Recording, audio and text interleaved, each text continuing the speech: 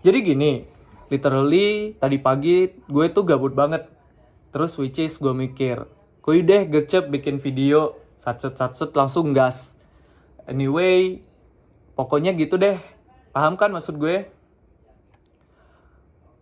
Kalau kalimat barusan terasa familiar di telinga Anda, mari saya sapa dengan cara yang sedikit berbeda. Selamat datang dan terima kasih telah meluangkan waktu untuk menonton video ini. Apa yang baru saja saya ucapkan adalah potret kecil dari fenomena besar yang terjadi di sekitar kita. Bahasa gaul atau bahasa slang yang sudah menjadi bagian tak terpisahkan dari cara generasi muda berkomunikasi sehari-hari. Kata-kata seperti literally, which is, gercep, satset, hingga anyway, begitu akrab di telinga kita, terutama bagi generasi Y dan Z. Sampai kadang kita lupa, kapan sih sebenarnya kita masih berbahasa Indonesia dan kapan kita sudah berpindah ke ragam bahasa yang sama sekali berbeda. Pada video ini, saya ingin mengajak Anda menelaah lebih dalam fenomena yang saya sebut sebagai bahasa slang sebagai identitas generasi muda. Bagaimana bahasa gaul bukan sekadar tren sesaat, melainkan alat membangun jati diri sebuah generasi, namun di sisi lain memunculkan persoalan nyata bagi kelestarian penggunaan bahasa Indonesia yang baik dan benar. Kita akan melihat contohnya, menelusuri sebabnya, menimbang dampaknya, dan akhirnya mencari jalan tengah yang masuk akal, bukan dengan menghakimi, tetapi dengan memahami. Kita mulai. Bagian pertama, contoh bahasa gaul. Oke, mari kita mulai dengan beberapa contoh nyata yang mungkin pernah Anda alami atau saksikan sendiri. Contoh pertama, fenomena yang sempat viral dan ramai diperbincangkan, yaitu gaya bahasa yang dijuluki bahasa anak Jaksel, campur kode antara bahasa Indonesia dan bahasa Inggris dalam satu kalimat. Misalnya, which is, aku tuh sebenarnya prefer di rumah aja sih, dibentuk banyak undangan. Kata bahasa Inggris yang di sini disisipkan bukan karena tidak ada kata yang sepadan dalam bahasa Indonesia, melainkan sebagai gaya atau sebagai penanda identitas sosial tertentu. Contoh kedua, ini barangkali lebih dekat dengan kehidupan kita sebagai mahasiswa. Pesan WhatsApp ke dosen pembimbing.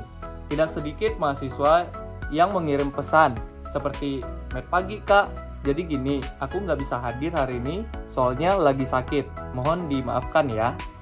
Kepada dosen yang semestinya disapa dengan ragam bahasa yang lebih formal dan hormat.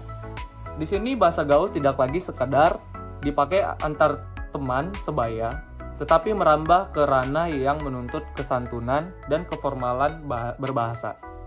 Contoh ketiga, dalam tulisan akademik atau tugas kuliah, tidak jarang kita menemukan kata seperti banget, gimana, kalau, enggak, atau singkatan tidak baku menyelinap ke dalam laporan, esai, atau bahkan proposal skripsi. Padahal ranah tersebut menuntut bahasa Indonesia baku sesuai Kamus Besar Bahasa Indonesia atau KBBI dan Pedoman Umum Ejaan Bahasa Indonesia.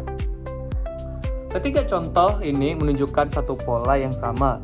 Bahasa gaul itu sendiri sebenarnya bukan masalah.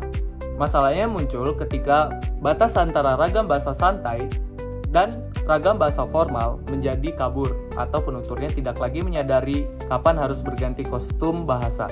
Bagian kedua, mengapa fenomena ini terjadi? Pertanyaan sekarang, mengapa fenomena ini begitu marak khususnya di kalangan generasi muda? Setidaknya ada 4 faktor yang dapat kita identifikasi. Faktor pertama, exposure atau keterpaparan. Generasi muda saat ini tumbuh dengan akses tak terbatas pada media sosial, TikTok, Instagram, X, hingga YouTube, yang dipenuhi konten berbahasa gaul atau campuran bahasa asing. Algoritma media sosial ini pun cenderung memviralkan konten dengan gaya bahasa santai atau mudah ditiru, sehingga istilah baru menyebar jauh lebih cepat dibandingkan upaya pembinaan bahasa baku di ruang kelas. Faktor kedua, identitas atau status sosial.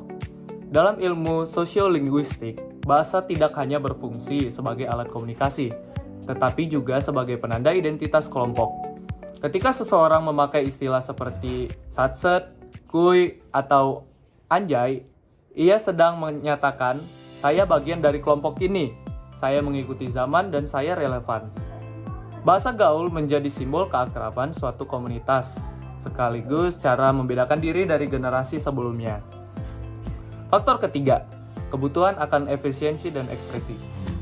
Banyak istilah gaul lahir karena dirasa lebih ringkas atau lebih mampu mengungkapkan atau menangkap nuansa emosi dibandingkan kata baku. Misal kata gabut yang mewakili rasa bosan campur, tidak punya kegiatan, dan hanya dengan satu kata, sesuatu yang mungkin butuh satu kalimat penuh jika diungkapkan dalam bahasa baku. Menariknya, kreativitas berbahasa ini juga terlihat dari cara istilah gaul dibentuk mengambil contoh kata anjay yang pernah ramai dibahas publik. Pejabat Badan Pengembangan dan Pembinaan Bahasa Kemendikbud, Dora Amalia, pernah menjelaskan kepada media bahwa kata tersebut merupakan bentuk kreatif dari sebuah kata makian yang umum dipakai masyarakat. Fenomena semacam ini menunjukkan bagaimana generasi muda kerap menghaluskan kata-kata yang semula kasar menjadi versi baru yang terasa lebih ringan, lucu, dan dapat diterima secara sosial dalam pergaulan sehari-hari. Sebuah bentuk kreativitas linguistik, meski di sisi lain juga menunjukkan betapa cepat batas antara kata kasar dan kata santai bisa menjadi kabur. Faktor keempat, dan ini yang sering terlewat, adalah lemahnya kesadaran akan ragam bahasa atau register. Banyak dari kita tidak pernah benar-benar diajarkan secara eksplisit bagaimana berpindah dari ragam santai ke ragam formal sesuai konteks lawan bicara.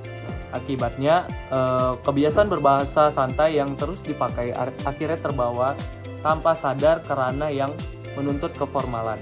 Untuk memperkuat analisis ini, saya membagikan pandangan Ivan Lanin, pegiat bahasa Indonesia dan pendiri Narabahasa yang selama lebih dari 1 dekade aktif mengedukasi publik soal penggunaan bahasa Indonesia yang baik dan benar. Dalam beberapa kesempatan, beliau menjelaskan bahwa bahasa gaul lahir dari kebutuhan sebagian orang untuk menunjukkan identitas dan terkadang berfungsi menjaga kerahasiaan makna percakapan dari orang luar. Beliau juga menyoroti bahwa persoalan sesungguhnya muncul ketika seseorang, khususnya dari generasi Y dan Z, tidak menyesuaikan gaya bahasa dengan siapa ia berbicara. Misalnya saat menghubungi dosen pembimbing dengan ragam bahasa yang semestinya berbeda dari ragam bahasa ke teman sebaya. Padahal menurutnya, kemampuan membedakan ragam bahasa semacam ini adalah pengetahuan dasar yang seharusnya dikuasai sejak dini. Bagian 3, dampak bagi bahasa Indonesia. Mungkin kita masuk di sisi positifnya dulu. Pada sisi positif, bahasa gaul justru menjadi bukti bahwa bahasa Indonesia adalah bahasa yang hidup dan dinamis. Ia terus berkembang, menyerap unsur baru dan beradaptasi dengan zaman. Sama seperti bahasa-bahasa besar lainnya di dunia. Bahasa gaul juga memperkaya ekspresi emosi generasi muda dan menjadi perangkat sosial yang mempererat rasa kebersamaan dalam suatu komunitas. Namun di sisi lain, ada sejumlah dampak yang patut menjadi perhatian bersama. Pertama, munculnya apa yang bisa kita sebut kegagapan berbahasa formal. Ketika seseorang terlalu lama dan terlalu sering terbiasa dengan bahasa gaul, ia justru kesulitan saat dihadapkan pada situasi yang menuntut bahasa baku. Misalnya saat presentasi resmi, menulis surat lamaran kerja, atau berbicara di forum akademik. Bahasa formal terasa asing dan kaku, padahal semestinya itu adalah bahasa ibu yang sama. Kedua, terjadinya kesenjangan komunikasi antar generasi. Istilah baru bermunculan begitu cepat, sehingga generasi yang lebih tua sering tidak memahami maksud generasi muda, dan sebaliknya. Ini bisa menimbulkan miskomunikasi, bahkan jarak emosional dalam keluarga maupun lingkungan kerja yang lintas generasi.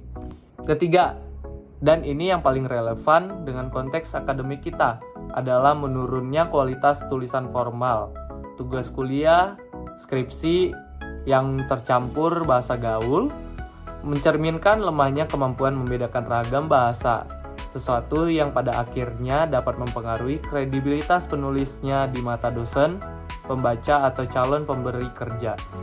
Keempat, dan dalam jangka panjang, atau ada kekhawatiran bahwa derasnya pengaruh bahasa gaul dan campur kode bahasa asing dapat mengikis kebanggaan generasi muda terhadap bahasa Indonesia baku itu sendiri. Namun perlu saya tegaskan, ini bukan berarti bahasa Indonesia sedang rusak, melainkan sedang menghadapi tantangan baru dalam mempertahankan ranah formalnya. Bagian 4, mencari jalan tengah. Lantas, apa yang sebaiknya kita lakukan? Dan apakah solusinya adalah melarang penggunaan bahasa gaul sepenuhnya? Saya pribadi tidak setuju dengan pendekatan itu. Dan saya menemukan pandangan yang sejalan dari Ivan Lanin. Ketika ditanya mengenai posisi bahasa gaul terhadap semangat Sumpah Pemuda dan bahasa persatuan, beliau menegaskan bahwa bahasa gaul merupakan perwujudan fungsi bahasa sebagai alat sosial untuk menunjukkan identitas suatu kelompok. Artinya bahasa gaul bukan ancaman terhadap eksistensi bahasa Indonesia, melainkan salah satu ragamnya yang sah digunakan selama digunakan dalam konteks dan kelompok yang tepat. Saya melihat ada perbedaan penting antara konsep baik dan benar dalam berbahasa. Berbahasa yang benar berarti sesuai kaidah tata bahasa baku. Sementara berbahasa yang baik berarti sesuai dengan konteks, situasi, dan lawan bicara kita. Bahasa gaul bisa saja baik ketika dipakai di antara teman sebaya, tetapi menjadi tidak baik, bahkan tidak pantas ketika dipakai untuk menyapa dosen, menulis laporan resmi, atau berbicara di forum publik. Karena itu, solusi yang dapat saya tawarkan bukan pemberatasan bahasa gaul, melainkan penguatan kesadaran berbahasa sesuai konteks melalui beberapa langkah berikut. Pertama, pendidikan bahasa Indonesia di sekolah dan kampus perlu lebih menekankan kemampuan beralih ragam bahasa secara sadar, bukan sekadar menghafal kaidah ejaan secara kaku. Mahasiswa perlu dilatih mengenali kapan harus memakai ragam santai dan kapan harus memakai ragam formal, termasuk melalui simulasi situasi nyata, seperti menulis surat resmi atau berlatih wawancara kerja. 2. Pembiasaan melalui keteladanan dan latihan konsisten, misalnya melalui tugas yang secara sengaja mewajibkan penggunaan bahasa baku, sehingga ada ruang praktik bukan hanya teori. 3. Generasi muda sendiri perlu membangun kesadaran pribadi, mencintai bahasa gaul sebagai identitas, tidak harus mengorbankan kemampuan berbahasa Indonesia yang baik dan benar. Kedua hal ini bisa berjalan berdampingan selama kita tahu kapan harus memakai yang mana. Sama seperti kita memilih pakaian, seperti pakaian kasual untuk bersantai atau pakaian formal untuk acara resmi. 4.